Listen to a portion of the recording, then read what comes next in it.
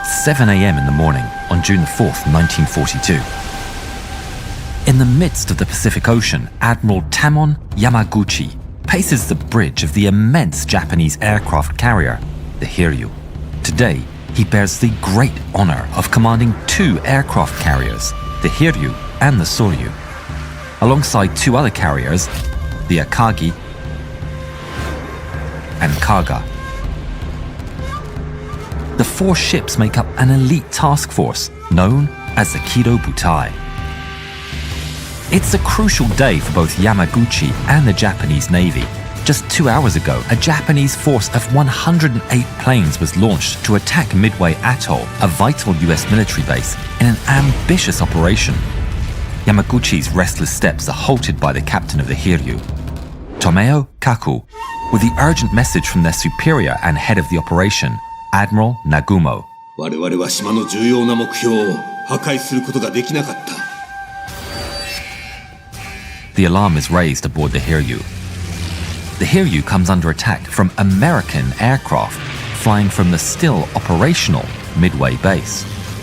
They're spotted and Zeros come in quickly to intercept the Americans.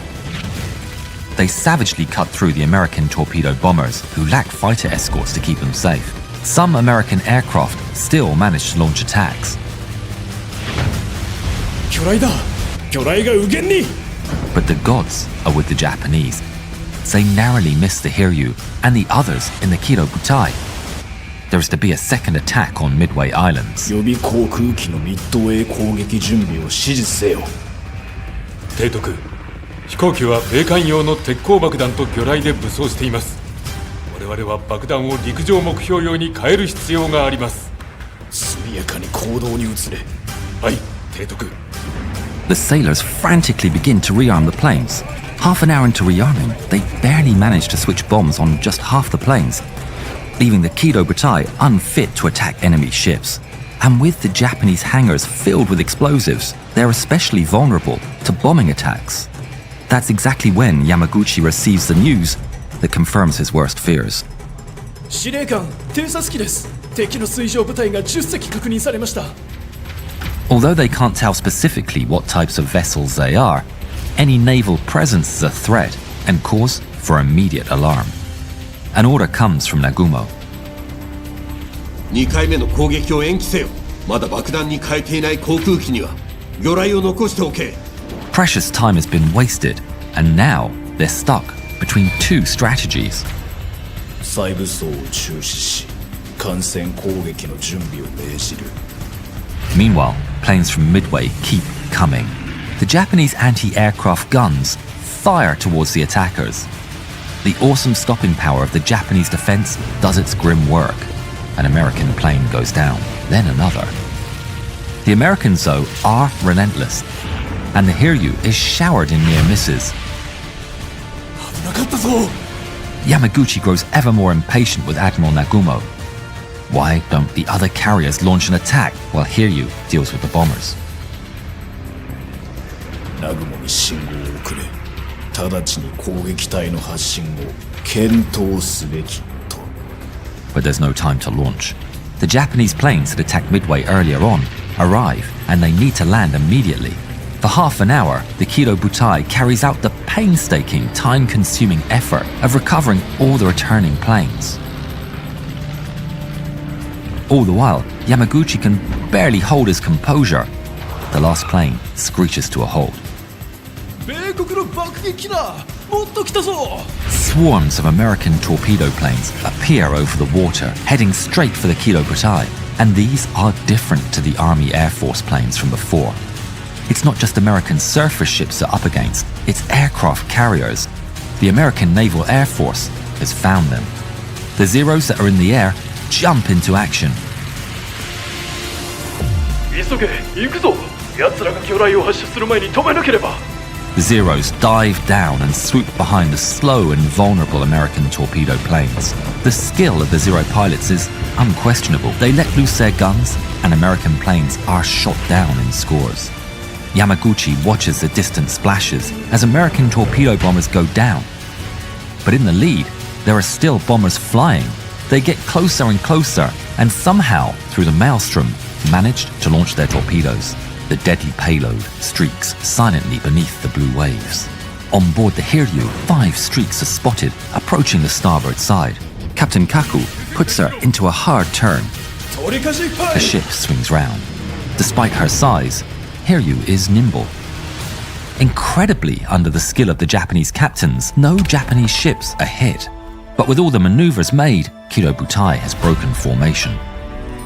There's a brief celebration and the men cheer. But Yamaguchi frowns, knowing that despite their victory in fielding off the American torpedo attack, it's far from over. At 10:22 a.m., he glances to the sky. What he sees nearly stops his heart. Nearly 50 US Navy SBD Dauntless bombers from 2 different flights appear above. The Japanese Zero fighters are all engaged down low, seeing off the last of the enemy torpedo bombers. There are none in place to stop the swarm of Dauntlesses preparing to dive from high above. Yamaguchi's stomach sinks as he watches the Americans slowly edge into their dives and descend upon the Kido Butai. Southwest, 30 bombers dive straight for the Kaga. Anti-aircraft fire snakes skywards as the Japanese put up a wall of lead. But it's not enough. On board the Kaga, her hangar decks are strewn with bombs and torpedoes. A series of catastrophic explosions rip the Kaga apart. Yamaguchi sees the fireball and feels the shockwave, but doesn't even have time to register the cataclysmic blast from the Kaga as he spins round to the east to see 17 Dauntlesses dive on the Soryu. Bombs are dropped. There's an explosion. Through the flaming sea, Yamaguchi turns to look upon the Akagi, the flagship of his superior, Admiral Nagumo, to see just 3 Dauntlesses dive upon the Akagi. They bear right down on her and drop their payloads. 1 bomb is released. 2.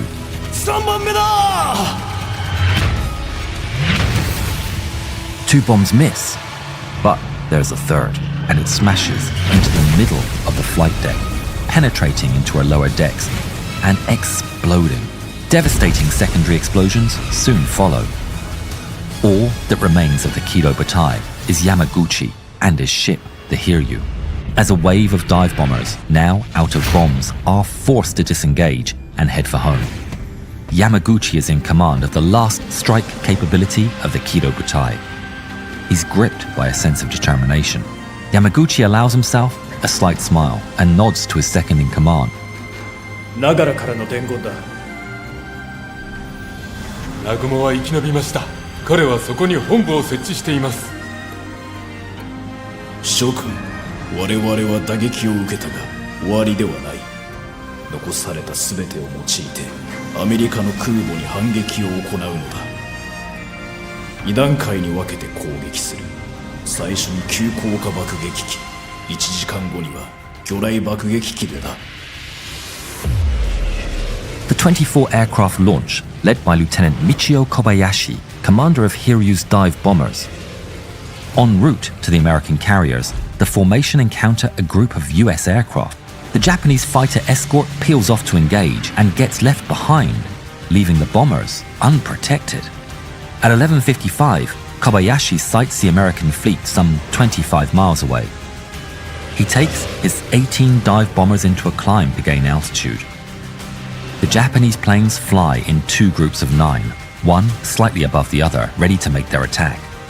Just as 12 American Wildcat fighters rush onto the scene. The first group of Japanese bombers is blasted by 5 Wildcats. The other 7 Wildcats attack the second group of the Japanese head-on. Without the fighter escort, it soon becomes a massacre as Japanese planes rapidly fall from the sky. By the time 4 Zero fighters from the escort catch up, the damage has already been done.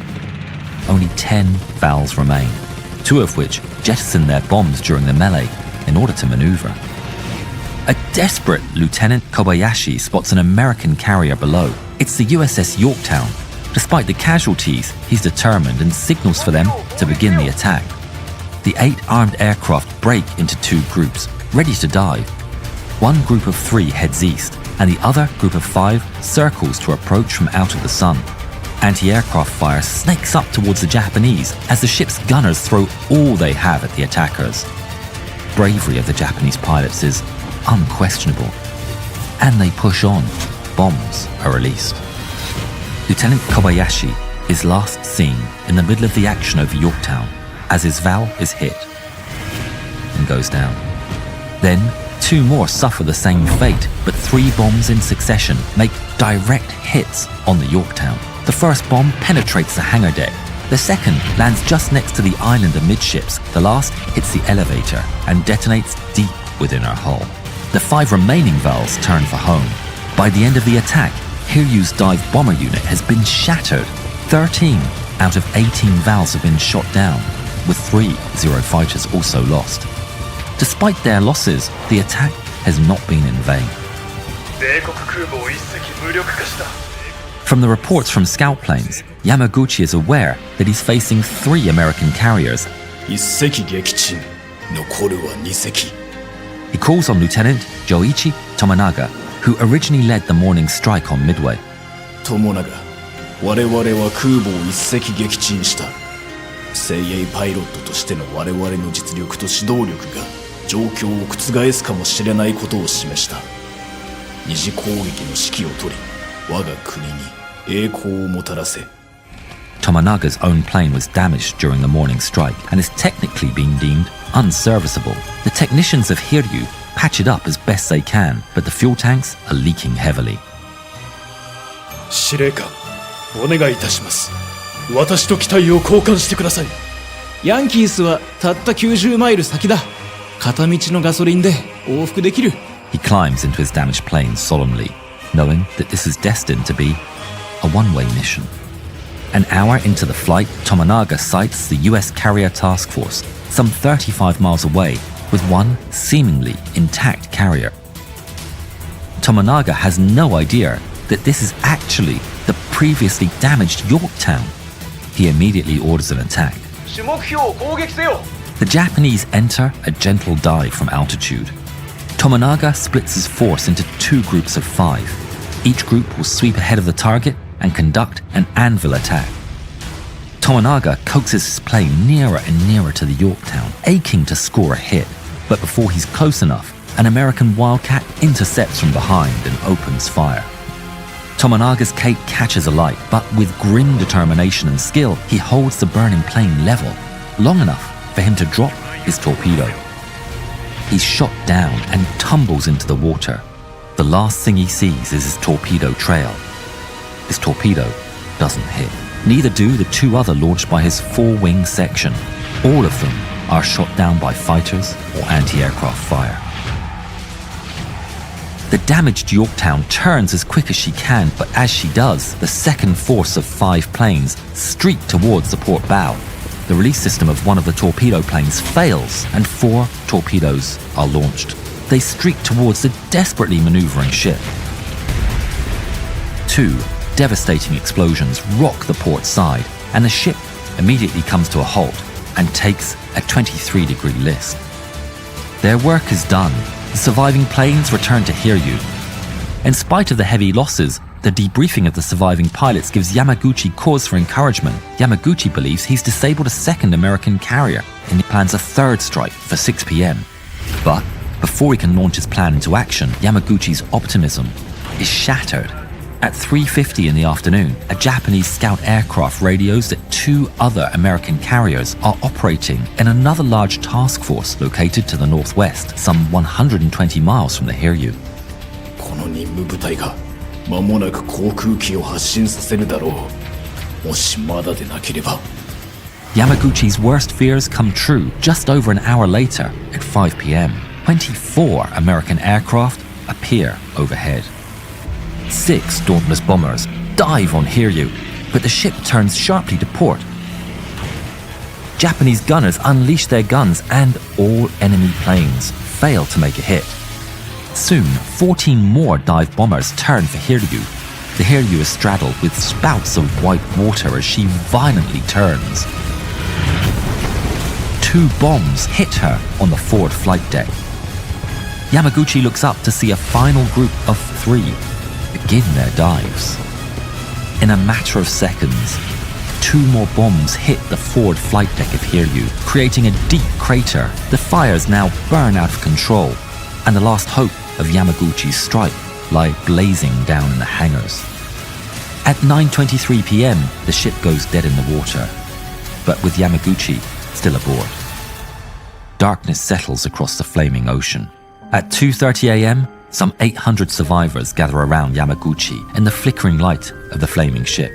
飛龍と蒼龍の喪失の全責任は私にある。私は最後まで船と共にいる。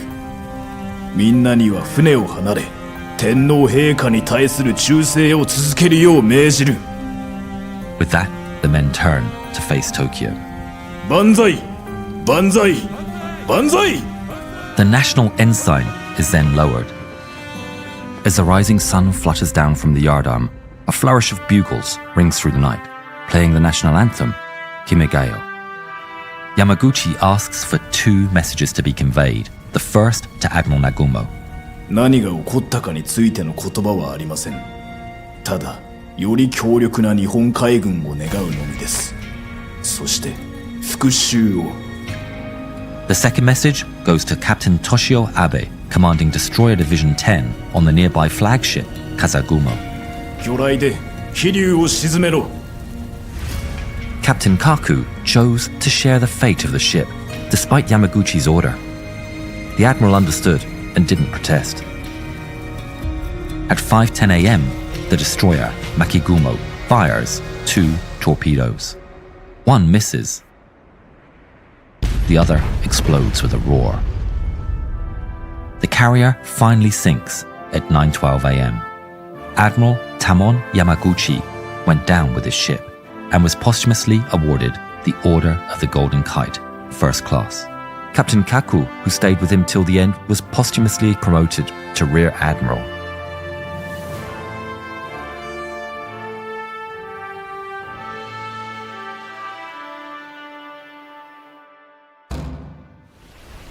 Thanks again to World of Warships.